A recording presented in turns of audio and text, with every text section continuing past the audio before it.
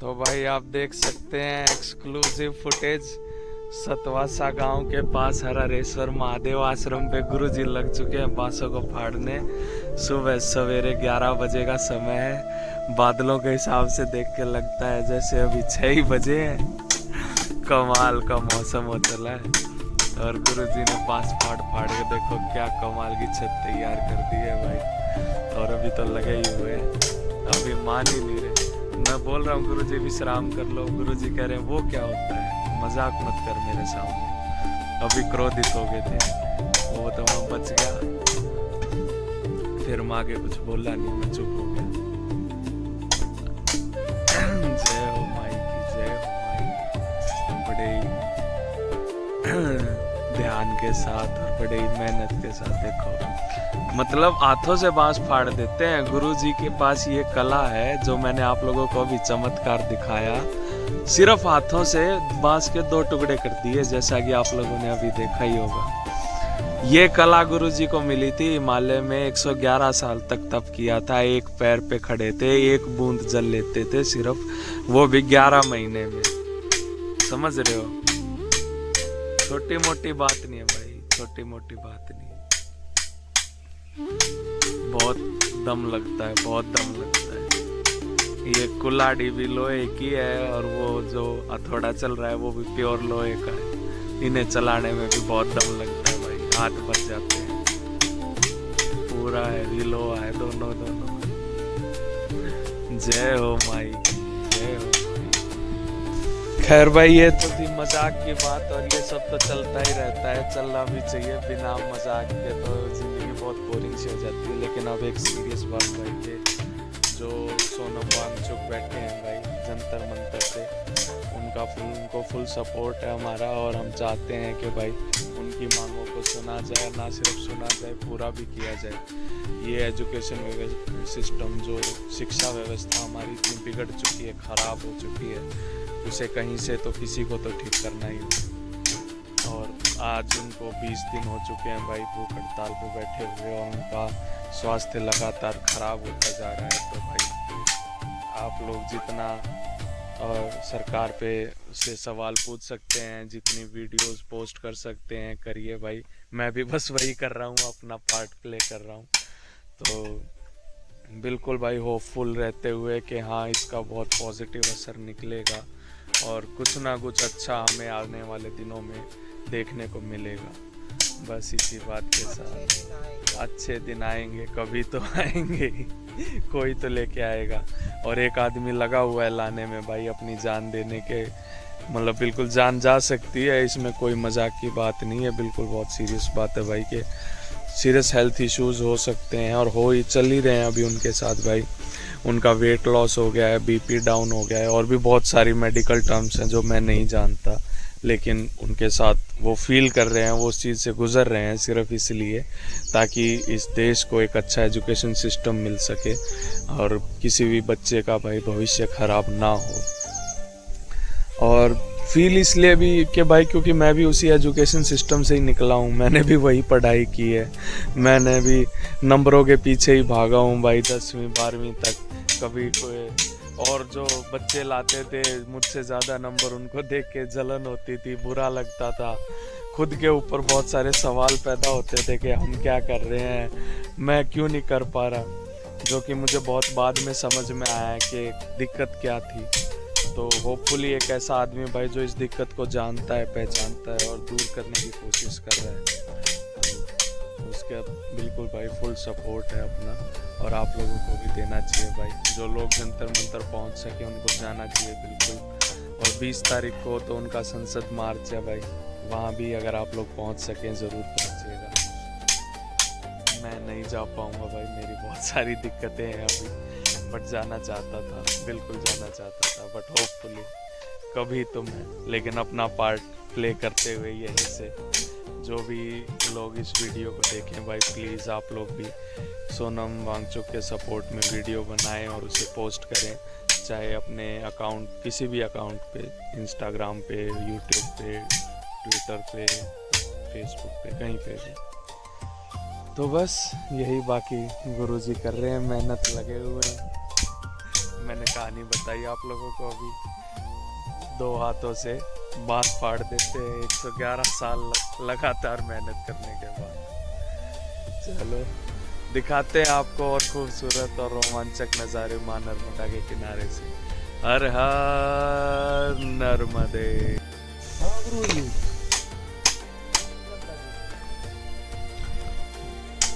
जय हो माई की, जय हो माई की। तो भाई बुरा गुरुदेव चढ़ चुके हैं छत पे एक बार फिर से। आज छत को पूरा करके ही मानेंगे। आज एकदम संकल्प लेके चढ़े हैं गुरुदेव।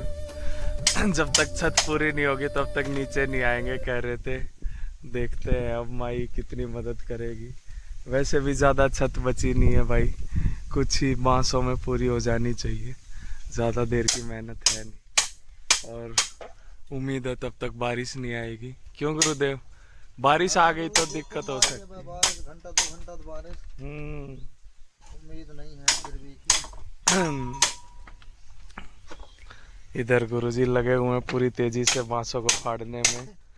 जैसा कि मैंने पहले भी दिखाया, दोनों हाथों से फाड़ देते हैं। ये तो सिर्फ वैसे ही दुनिया के आगे दिखावा कर रहे हैं हथियारों को इस्तेमाल करने का। आप देखेंगे अभी, देखो कैसे 2 हाथों से बांस को फाड़ा जाता है। ये अद्भुत कला आप लोग भी सीख सकते हैं। ये देखिए क्या बात है, कर दिया ना अलग। अब देखना, ये देखो, ये देखो, अरे वाह, हाथों से बांस को फाड़ देते हैं। मतलब आपको ये अद्भुत कला संसार में विरले ही कहीं देखने को मिलेगी। मतलब कोई होगा जो हिमालय की कंदराओं में वो कठिन तपस्या कर पाएगा। क्यों गुरुदेव? तपस्या करनी पड़ती है तभी तो इंसान सीख पाता है। नहीं हाँ गुरु जी, और अब जब अपन बने हैं जहाँ थोड़ा बहुत तो जरूर। हाँ, ये भी तो आप तपस्या ही कर रहे हो। और का गुरु जी तपस्या है और बस साधु संत रहे हैं जहाँ में आनंद आएगा। आनंद है बिल्कुल। चित्रमासी मैया के होता ही है। अरे वाह, क्या बात। अक्साहन मूर्तियों के नए दर्शन होंगे। हाँ। बिल्कुल, ये तो है। रुकवे को और 5-6 महीना अपने काज बड़े भाग्य मैया।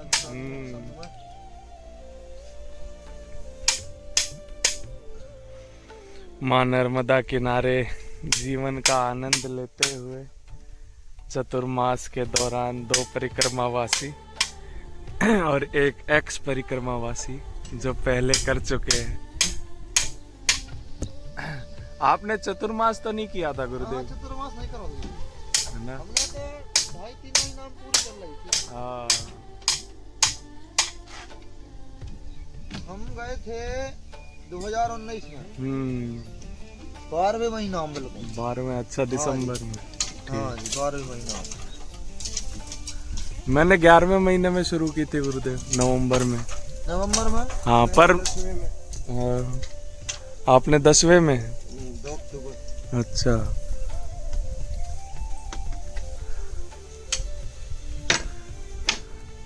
हाँ, पर वही है, सबकी अपनी अपनी रफ्तार है पूरी करने की। कोई कैसे ही चलता है, कोई कैसे ही।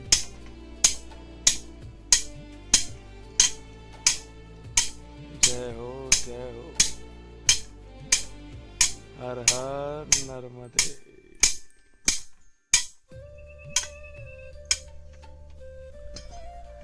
तो भाई कुटिया का काम चल रहा है, चलते चलते ये बस काम पीछे का थोड़ा सा बचा हुआ है, इनको काट के और यहाँ पे बांस लग जाएगा। उसके बाद ऊपर से छप्पर आने के लिए कुटिया तैयार है। 1-2 बांस वहाँ लगेंगे बीच में, अब जहाँ पे गैप बचा हुआ है या आधे अधूरे बांस लगे हुए हैं। और उसके बाद फिर छत तैयार हो जाएगी।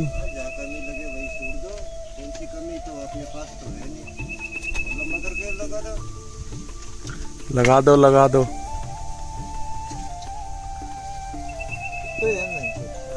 बल्कि इधर कर दो, वो ज्यादा बाहर उधर आ रहा है, बांधने में दिक्कत रहेगी इसको। तो काट देंगे ना यहाँ से। गैप आ रहा हो। हाँ उधर से तो फिर वो लंबाई देना पड़ेगा, उधर से लंबाई चलो देना ठीक पड़ेगा। है, जाने से बात करें।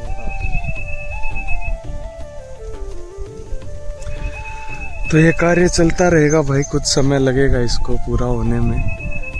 तो आपको दिखाते हैं एक बार जब पूरी बन जाती है, उसके बाद जब इसके ऊपर इस तिरपाल को बिछाया जाएगा। जय हो मां नर्मदा, हर हर महादेव, नर्मदे हर। तो भाई ये सब तो चल ही रहा है, कुटिया के निर्माण का कार्य पूरी जोरों शोरों से कर रहे हैं।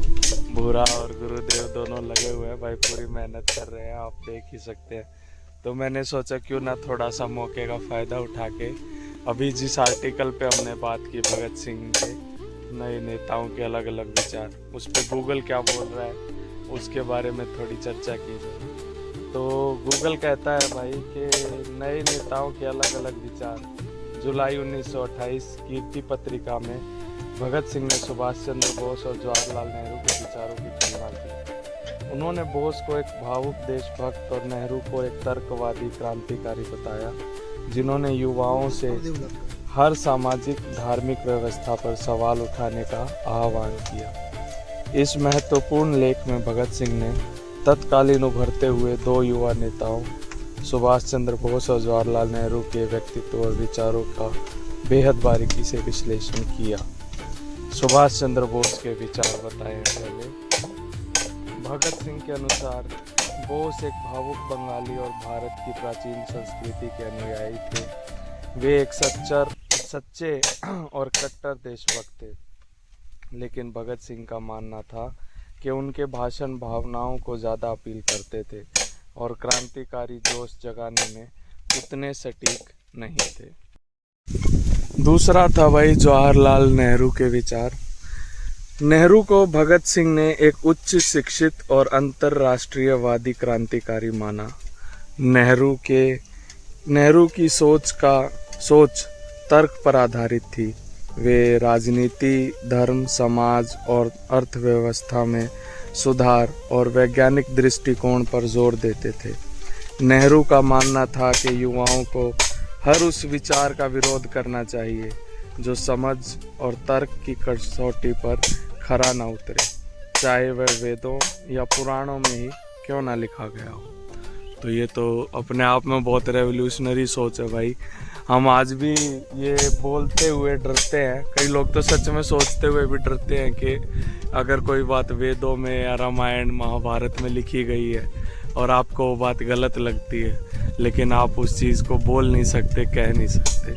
ये तो सच में बहुत रेवोल्यूशनरी आइडिया है जो आज भी मतलब लोग कोशिश ही कर रहे हैं कोई अप्लाई करने की, हर कोई तो नहीं कर पा रहा। फिर है भाई भगत सिंह का निष्कर्ष। भगत सिंह का मानना था कि असहयोग आंदोलन की विफलता के बाद भारतीय युवाओं को केवल भावनाओं, रोमांस से काम नहीं चलेगा, उन्हें वैचारिक स्पष्टता की आवश्यकता है। इसलिए उन्होंने युवाओं को सलाह दी कि वे अपने विचारों को स्थिर करें और सही दिशा चुनें। मतलब वो भी यही बोल रहे हैं कि भाई एकदम से अंधभक्ति मत करो किसी की भी, सोचो समझो और उसके बाद फैसला लो कि आप किसे अपना लीडर मानते हैं, किसे अपना नेता चुनते हैं। और इसी बात की आज ज़रूरत है। जैसे नेता हमने चुने, उन्होंने क्या हाल कर दिया देश का, वो तो हम सब देख ही रहे हैं। इस बात पे पहले भी जैसा डिस्कस हुआ, एक कारण वो भी है कि भाई आजकल नेता चुने इसलिए जाते हैं कि वो कौन ज़्यादा पैसे दे रहा है, कौन दारू बंटवा रहा है। बट ये भी है गुरुदेव, सच्चाई है ये।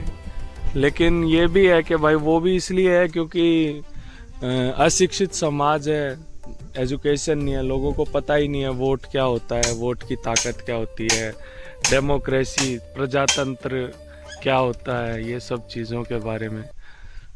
सरपंच के इलेक्शन में प्रधानमंत्री को उतारा जाता है इस देश में। सच तो ये है बाबा। सच तो है ही गुरुदेव, ये बिल्कुल।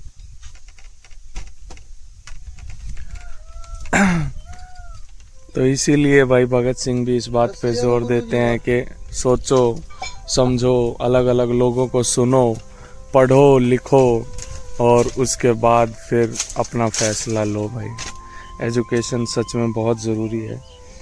फिर घूम फिर कर गाड़ी वहीं आ जाती है एजुकेशन पे। एजुकेशन से जंतर मंतर पे बैठे सोनम वांगचुक पे और कॉकरोच जनता पार्टी के अभियान पे। पर ये ज़रूरी तो है ही भाई, सच तो यही है। The need of the hour, इस वक्त की ज़रूरत, इस वक्त की मांग यही है, शिक्षा में सुधार हो। जय हो माई की। बाकी हमारी कुटिया बन ही रही है, आपको दिखाई रहे हैं हम लोग एकदम सीधे माँ नर्मदा के तट से साक्षात कुटिया बनते हुए, एक चमत्कार होते हुए जो कुछ ही समय में पूर्ण हो जाएगा। जय हो माई की। हर हर नर्मदे, हाँ, और नर्मदे। घर घर नर्मदे।